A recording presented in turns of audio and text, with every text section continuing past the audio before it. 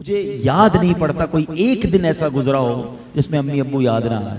जिसके पास हैं फिर क्यों नहीं उनकी खिदमत करते। ये चले जाएंगे तो फिर मिलने के लिए कब्रिस्तान जाना पड़ेगा, फिर कब्र पर जाकर उनसे बातें करनी पड़ेंगी, लेकिन जवाब नहीं आएगा। तुम्हारे पास एक रहमत का साहिबान है। अब तो साइंस भी ये कहती है 5-6 साल का बच्चा और 60 साल का बूढ़ा ये बराबर होता है। ये जिंदगी का एक सर्कल है, बचपन से शुरू होता है, जवानी में जाता है और फिर वहां से 40 के बाद उम्र ढलना शुरू होती है। और बच्चा जिस तरह 6 साल का होता है ना, नॉर्मली 60 साल 65 साल का बंदा उसी तरह का हो जाता है। अब मुझे एक बात का जवाब दीजिए, 5 के 6 साल का बच्चा आपके घर में हो और वो कोई सवाल आपसे बार बार करे, आप नाराज होते हैं? क्योंकि हमें ये समझ आ गई है कि अभी 6 साल का है, इसका अंडरस्टैंडिंग लेवल कम है, इसकी लिस्टिंग पावर कम है, इसके दिमाग में अभी इतनी वुसअत नहीं है, बच्चा है इसलिए जिद कर रहा है। जिस दिन आप ये समझ गए कि 60 साल के बाद तकरीबन कमोबेश सुनना मुश्किल हो जाता है, समझना मुश्किल हो जाता है, जिद आ जाती है, फरमाइशें शुरू हो जाती हैं। अब आप इसको एंजॉय करें, अब इसमें चिड़चिड़ापन ना लाएं कि क्या अम्मी रोज बार बार एक ही बात करती हो, तुम्हें समझ तो कुछ आता नहीं, अब वो आपको सुनाई नहीं देता। अल्लाह अकबर, तुम उनसे इस तरह बात कर रहे हो जिन्होंने तुम्हें पाल पोस कर बड़ा किया। अल्लाह की कसम अब खिदमत का मौका आया है। हकीकत की बात बताऊं, खुश नसीब है वो औलाद जिसको माँ बाप बुढ़ापे में मिले।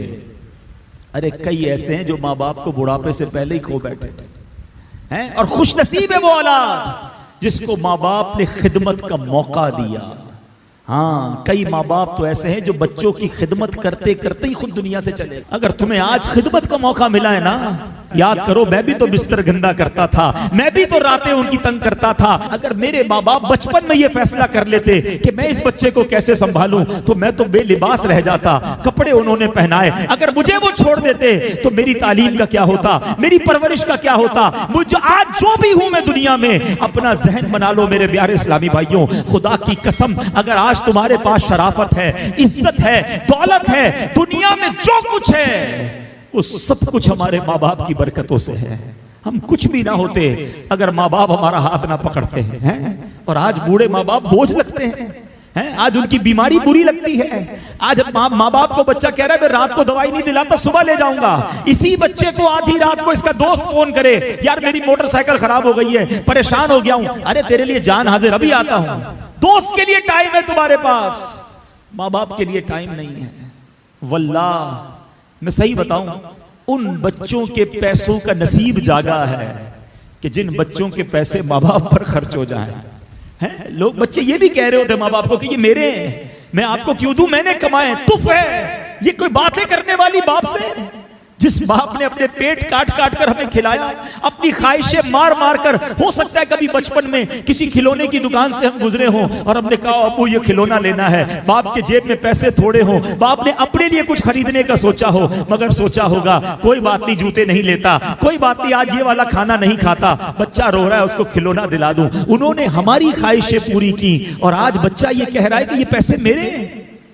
यकीन करो तुम्हारे पैसों का नसीब जागा है अगर किसी तरह तुम्हारे माँ बाप पर तुम्हारे पैसे खर्च हो जाए। इससे अच्छा मेरे पैसों का इससे अच्छा मसरफ क्या है कि ये पैसा माँ बाप की खिदमत में खर्च हो जाए। लेकिन आज जो वाकयात सुनने को मिल रहे हैं, दिल दहल जाता है। हमने उलमा की किताबों में पढ़ा है कि बेटा वालिद के साथ ऐसा बिहेव करे, इस तरह जिंदगी गुजारे जैसा आका के सामने गुलाम होता है। मगर आज सुनने को जो बातें मिल रही है ना कि बूढ़ा बाप बेटे के आगे गुलाम बना हुआ है। वो औलाद कैसी है, जबान लटक नहीं जाती जो माँ बाप से ऐसे बात करे।